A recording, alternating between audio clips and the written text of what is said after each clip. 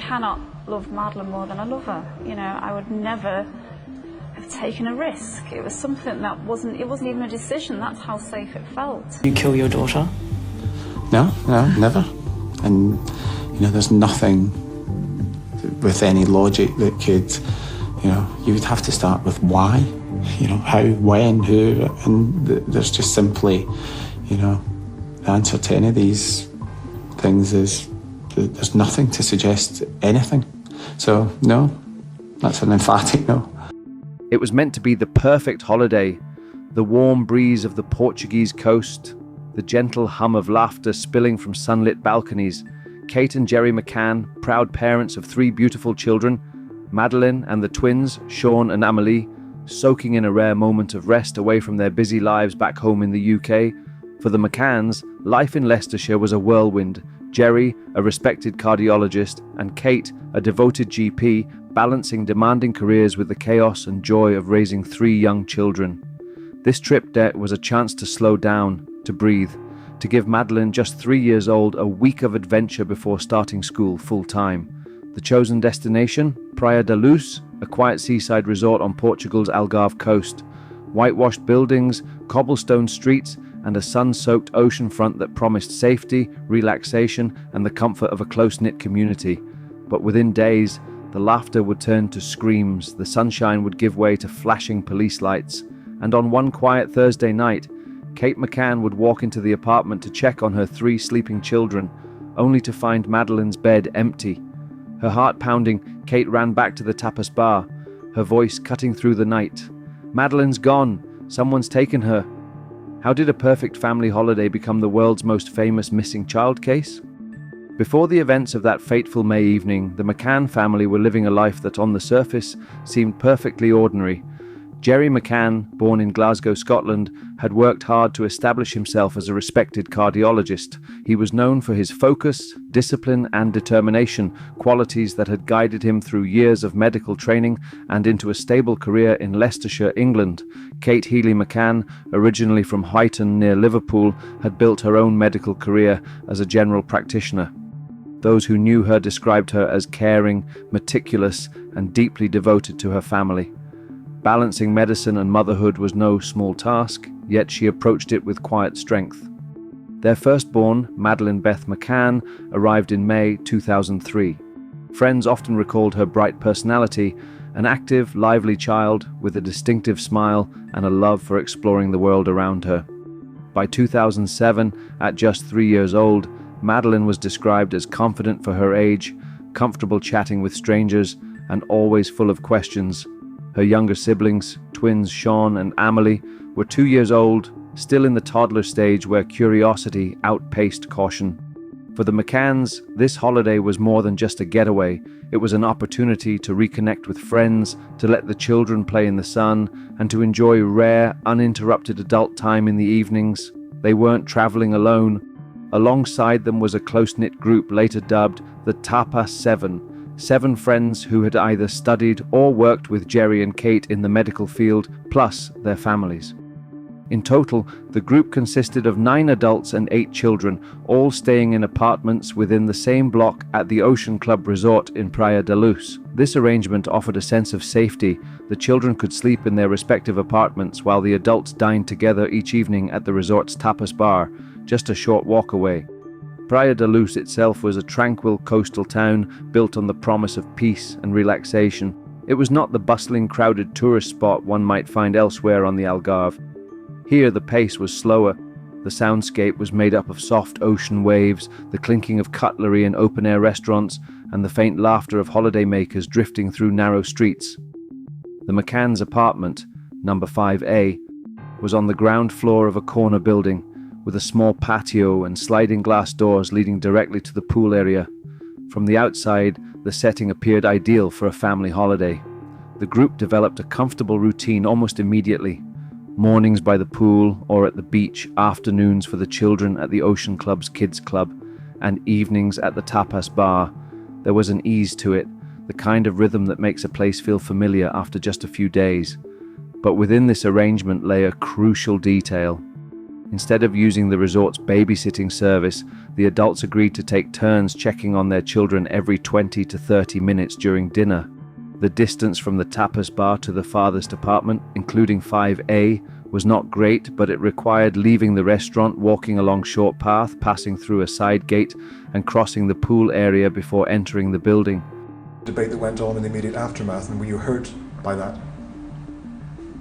Yeah, naturally. I mean, no one hurts you as much as the hurt that we had. But, you know, we've tried to remain very positive in our outlook. And even small levels of criticism make that hard when you're trying to do everything in your power to get your daughter back. At the time, this seemed like a safe compromise. The children could sleep undisturbed and the parents could still enjoy their evenings together.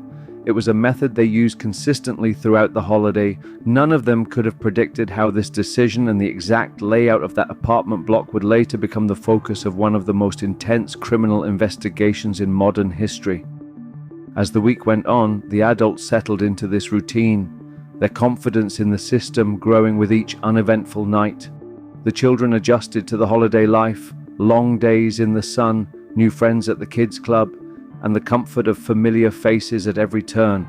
There was laughter, there were photographs, and there were moments of pure joy. Yet, with the benefit of hindsight, some would later wonder, were there signs, even then, that not everything was as secure as it seemed?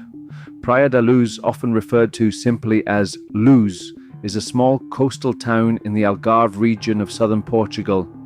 Unlike the bustling tourist hubs of Albufeira or Lagos, Luz had a quieter charm. The streets were narrow, lined with whitewashed villas and small cafes, each with their own terrace overlooking the Atlantic. The beach stretched out in a golden arc, framed by rugged cliffs on one side and the shimmering sea on the other. For many families, it was the perfect escape, safe, serene, and removed from the chaos of city life. In early May, the tourist season was just beginning to awaken. The weather was warm but not yet at its summer peak, the days stretching long into golden evenings. The Ocean Club Resort, where the McCanns and their friends stayed, was a collection of low-rise apartment buildings, pools, tennis courts, and landscaped gardens designed to give visitors everything they might need within a short walk. Apartment 5A, where the McCanns were staying, sat at the edge of one block. Its location was convenient for quick trips to the pool and, importantly, just across the courtyard from the tapas bar where the group would gather each night. The layout of the apartment would later be pored over by investigators: 2 bedrooms, a living area, a kitchen, and a patio that could be accessed through sliding glass doors. From there, a small gate opened onto the path leading toward the pool and the rest of the resort. From the moment they arrived, the McCanns fell into a routine that reflected the slow, easy pace of Luz. Mornings began with breakfast in the apartment before heading out for activities, either to the beach, where Madeleine loved playing in the sand, or to the pool, where the twins could splash in the shallow end under the watchful eyes of their parents. The children were signed into the Ocean Club Kids Club most afternoons, giving the adults time for tennis matches, runs along the beach, or simply the luxury of reading a book in peace. The group of friends, the so-called Tapa 7, had known each other for years, mostly through medical work or shared university connections. Among them were doctors, professionals, and their partners, all parents themselves. The evenings were a chance to unwind together. Dinner was booked each night at the tapas bar for 8:30 p.m., a time that allowed the children to be tucked into bed before the adults left. Instead of hiring babysitters, they agreed on a system of regular checks, each parent taking turns to leave the table and walk back to their apartment to make sure the children were safe and sleeping. By all accounts, the days before May 3rd were uneventful. Photographs taken during the holiday show Madeleine smiling broadly, her fair hair catching the sunlight, wearing a sun hat or swimsuit depending on the time of day. The twins appear content and playful. For the adults, it was the kind of trip that felt safe enough to become almost predictable. Yet, as investigators would later note, Praia da Luz was not a closed environment. There were locals, seasonal workers, tourists from across Europe, and service staff coming and going. The resort backed onto public streets, and while much of the area felt self-contained, access points existed that could allow someone to move in and out without drawing much attention. At the time, these details meant little to the holidaymakers. In hindsight, they would be examined again and again, each pathway and gate mapped out in search of answers. It was into this setting of sun, sand, and perceived safety that the final days of the holiday unfolded. No one could have guessed that by the week's end, Praia da Luz would become the epicenter of an international media storm, a name forever linked to one of the most enduring mysteries in modern true crime. By the middle of the holiday, the McCann family and their friends had developed a rhythm that felt almost unshakable. The days were easy to predict, built on a structure that allowed everyone to enjoy themselves without feeling rushed. Each morning, the families would gather for breakfast, often in their own apartments, before heading out to enjoy the sunshine. For the McCanns, mornings were often spent at the pool or making short trips to the beach. Madeleine, full of energy, seemed to thrive in this environment. She played happily with other children, her laughter carrying across the water, while the twins toddled about, still in that stage where the smallest discoveries brought the biggest smiles. Afternoons were usually dedicated to the Kids Club, a supervised program at the Ocean Club where trained staff organized activities for the children. This gave the parents time to themselves. Some took the opportunity to play tennis, a popular activity among the group, while others went for runs, relaxed with a drink, or simply enjoyed a quiet moment in the sun. Jerry, an avid sportsman, was known to join in the tennis matches, while Kate often opted for time with the twins before dinner. Evenings were the highlight for the adults. By 8:30 p.m., the children would be asleep in their respective apartments, and the parents would gather at the tapas bar. This nightly ritual became so consistent that the staff were accustomed to setting aside the same table for them. It was an arrangement that felt both familiar and safe. After all, the distance from the bar to the apartments was short enough for each parent to check on their children at regular intervals. The group had agreed on a system. Every 20 to 30 minutes, one of them would get up from the table and quietly walk back to their apartment to ensure the children were fine. They would return, report that all was well, and dinner would continue. This checking system was seen as a safe middle ground between staying in with the children and hiring outside help. No one in the group seemed to believe it was risky. In hindsight, investigators and the public would scrutinize this decision endlessly. The short distance, the unlocked doors, the reliance on routine, all would later be debated as potential vulnerabilities. But during the holiday, these checks were just another part of the evening, done without a second thought. By the evening of Wednesday, May 2nd, the holiday was entering its final stretch. The group had been in Praia da Luz for almost a week, and the rhythm of their days seemed set in stone. The next day, May 3rd, would follow the same pattern, or so it seemed. Looking back, some moments in the days before the disappearance have taken on new weight. Small details that seemed insignificant at the time, a stranger walking by, a comment made in passing, a door left ajar, would later be dissected for meaning. But in those final hours before everything changed, there was no sense of impending danger. The McCanns, their friends, and their children drifted into May 3rd, believing it would be just another sunny day in the Algarve. Thursday, May 3rd, 2007 began like so many of the days before it. The sun rose over Praia da Luz, casting a golden glow across the resort. The McCanns followed their usual morning routine, breakfast together, then outdoor activities. Madeleine spent time at the Ocean Club Kids Club during the day, while the twins played nearby. According to accounts later given to police, the family lunched together at their apartment before heading back out for the afternoon. Madeleine was collected from the Kids Club at around 5:30 p.m. Just as she had been on previous days, the evening ahead seemed to promise nothing unusual. At approximately 6 p.m., the family returned to apartment 5A to begin winding down. The children had baths, were dressed in their pajamas, and settled in with books and bedtime routines. By 7 p.m., the twins were asleep, and Madeleine was tucked into her bed in the same room as her siblings. The plan for the night was the same as every other evening of the holiday. Jerry and Kate would join their friends at the tapas bar for dinner while the children slept. The checking system was in place. Every 20 to 30 minutes, one of the adults would leave the table, walk to their apartment, and return with a brief update. Shortly before 8:30 p.m., the McCanns left their apartment using the back patio door rather than the front entrance, which locked automatically. The patio door was left unlocked as it had been on previous nights to make the checking process quicker and quieter. The path from the tapas bar to apartment 5A was short. but it required walking along a dimly lit route, passing through a side gate and crossing the pool area before reaching the sliding glass doors.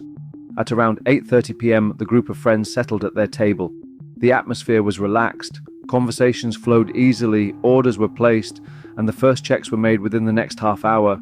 Jerry McCann was the first to check on the children at roughly 9:05 p.m. He entered the apartment and saw all 3 children asleep in their beds. Satisfied, he returned to the tapas bar. On his way back, he encountered another guest at the resort, a man named Jeremy Wilkins, and stopped briefly to chat before rejoining the group. At about 9:15 p.m, another member of the tapas group, Jane Tanner, left the table for her own child check. She later told police that as she walked along the road near the McCann's apartment, she saw a man carrying a small child in light-colored pajamas. The man was walking quickly away from the resort. At the time, she did not think much of it. By 9:30 p.m, Kate had not yet made her check. Matthew Oldfield, another friend in the group, offered to look in on the McCann children while doing his own check on his apartment. When he entered 5A, he later reported that he saw the twins asleep, but did not step far enough into the room to see Madeleine's bed clearly. He assumed all was well and returned to the restaurant. From that point, the minutes began to pass quickly. The conversation at the tapas bar continued, unaware that in less than half an hour, the quiet rhythm of the night would be shattered. At approximately 10 p.m, Kate McCann rose from the table to make her own check on the children. She walked the familiar path to apartment 5A, slid open the patio door and stepped inside. The twins lay sleeping peacefully in their cots. But Madeleine's bed was empty.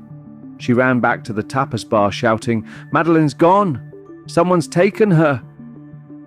Maybe even more so, I strongly believe that Madeleine is out there. I think she's probably in someone's house. Don't know why. And I suppose it's a feeling, but I feel, as Madeleine's mummy, I feel in my heart really that she's there, and I don't believe Madeleine has been taken away from us permanently. I don't believe that. I don't feel it. Before any formal search had begun, and without first checking if Madeleine could have wandered elsewhere in the apartment or complex, she concluded Madeleine was taken. In the days and weeks after May 3rd, investigators began piecing together the events of the holiday, looking for anything, no matter how small, that might explain how Madeleine McCann disappeared without a trace. As details emerged, certain moments from earlier in the trip began to take on a heavier, more troubling weight.